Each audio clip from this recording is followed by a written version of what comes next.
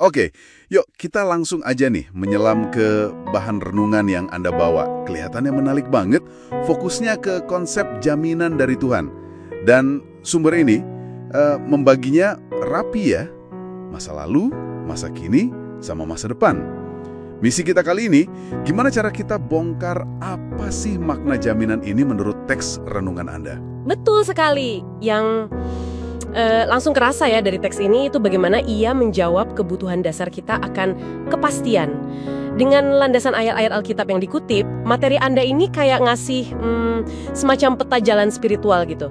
Gimana iman, ya menurut perspektif teks ini, bisa ngasih rasa aman yang konsisten, mencakup pengampunan buat yang udah lewat, Yang lalu ya? kekuatan buat hari ini, dan harapan buat besok. Kayak paket jaminan lengkap lah. Oke, paket lengkap. Mari kita buka yang pertama. Jaminan pengampunan buat masa lalu. Teks Anda kan ngutip Efesus 1 ayat 7 ya, soal penebusan, pengampunan dosa lewat darah Kristus. Nah, ini langsung nyambung ke refleksi pribadi buat Anda yang dengerin. Ada nggak sih kegagalan masa lalu yang tanpa sadar masih Anda biarin ngehantuin langkah? Sumber ini bilang, karena jaminan ini, rasa bersalah itu harusnya udah nggak punya kuasa lagi. Persis. Jadi implikasinya di sini kalau kita ikutin alur teks ini ya, itu kebebasan yang radikal gitu dari beban masa lalu. Tiap hari itu jadi kayak lembaran baru. Dan ini nyambung banget sama konsep penebusan tadi. Sumber ini seolah bilang, penebusan itu, nah itu mekanismenya. Tindakan pelunasan yang bikin pengampunan itu mungkin. Jadi kesalahan Anda itu, menurut bacaan ini, udah lunas. Dibayar lunas, buka jalan buat awal yang bersih gitu. Nggak ada utang masa lalu. Tapi ada dasarnya kenapa bisa dilepasin, gitu ya kira-kira menurut sumber ini. Tepat, fondasinya ya tindakan penebusan itu. Ini yang ngasih hak buat bebas dari rasa bersalah. Setidaknya itu sih yang ditekankan di sini. Oke, menarik. Sekarang kita geser nih ke masa kini. Ada jaminan kekuatan. Nah, ini ngutip Filipi 4 ayat 13, segala perkara dapat kutanggung di dalam Dia. Ini penting. Teks Anda ini kan nggak janjiin hidup enak tanpa masalah ya kan?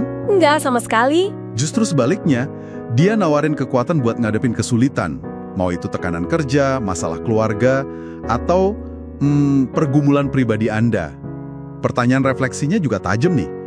Tantangan spesifik apa hari ini yang perlu Anda hadapi pakai kekuatan dari Tuhan menurut iman Anda? Nah, kalau kita lihat gambaran besarnya, sumber kekuatan ini kayak yang digarisbawahi di teks Anda, itu bukan dari dalam diri sendiri. Bukan soal positive thinking doang gitu. Tapi kekuatan dari luar, eksternal, yang disediain Tuhan. Dan itu diaktifkan pas diminta. Jadi ini ngomongin soal ketergantungan aktif, bukan kemandirian total buat ngadepin badai hidup sekarang. Pesan utamanya, Anda nggak harus ngadepin sendirian, gitu. Jadi kuncinya bukan di nggak adanya kesulitan, tapi di hadirnya pendampingan sama sumber kekuatan dari luar diri kita ya. Gitu kira-kira pesan teks ini. Anda nangkepnya pas banget, itu intinya. Jaminan buat masa kini yang coba disampaikan sumber ini. Kekuatan itu ada, tapi perlu diakses. Lewat ketergantungan sama Tuhan. Baiklah. Pilar terakhir sekarang buat masa depan. Jaminan pengharapan. Teks ini ngutip Yeremia 29 ayat 11, tentang rancangan damai sejahtera, bukan kecelakaan. Buat ngasih hari depan penuh harapan. Ini kayaknya disajiin jadi obat penawar langsung ya, buat rasa nggak pasti dan cemas soal masa depan. Dan lagi-lagi ada pertanyaan refleksi buat Anda. Kekhawatiran spesifik apa soal masa depan yang perlu Anda serahin malam ini? Berdasarkan keyakinan ini? Perspektif yang ditawarin di sini cukup dalam ya. Kedamaian sejati, kalau ikutin alur pikir teks ini, itu bukan datang dari kemampuan kita ngelihat detail masa depan atau ngontrol semua variabel. Nggak gitu.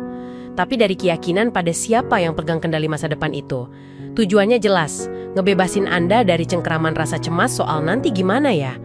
Kepercayaan ngalahin takut akan ketidaktahuan. Ini kayak mindahin fokus ya, dari apa yang bakal terjadi ke siapa yang jamin. Menarik banget ini benang merahnya. Dari masa lalu, kini, sampai nanti. Bener. Ketiga jaminan ini, pengampunan, kekuatan, pengharapan, jadi satu kesatuan dalam pandangan sumber ini. Jadi kalau kita coba rangkum ya, intisarinya dari bahan renungan Anda ini, ada 3 jangkar keyakinan yang ditawarin. Pengampunan ilahi yang ngebersihin catatan masa lalu Anda, terus kekuatan ilahi yang nopang Anda lewatin tantangan hari ini, dan pengharapan ilahi yang ngamanin pandangan Anda ke masa depan. Intinya sih, ini kayak semacam blueprint ya, menurut sumber ini, buat nemuin rasa aman yang kokoh lewat iman di tengah hidup yang nggak pasti ini. Dan ini ngebawa kita ke satu pemikiran penutup yang menarik, yang sebenarnya muncul dari struktur materi renungan Anda itu sendiri. Coba perhatiin polanya deh. Tiap jaminan masa lalu, kini depan, selalu dijejerin sama 3 elemen. Pertama, ayat kitab suci sebagai dasar. Kedua, pertanyaan refleksi pribadi buat diresapin ke dalam diri.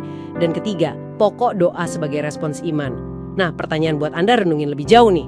Menurut Anda, gimana caranya ketiga langkah ini, kitab suci, refleksi diri, doa, kerja bareng secara sinergis buat benar-benar ngebangun rasa jaminan itu di dalam diri seseorang yang ngikutin alur renungan ini.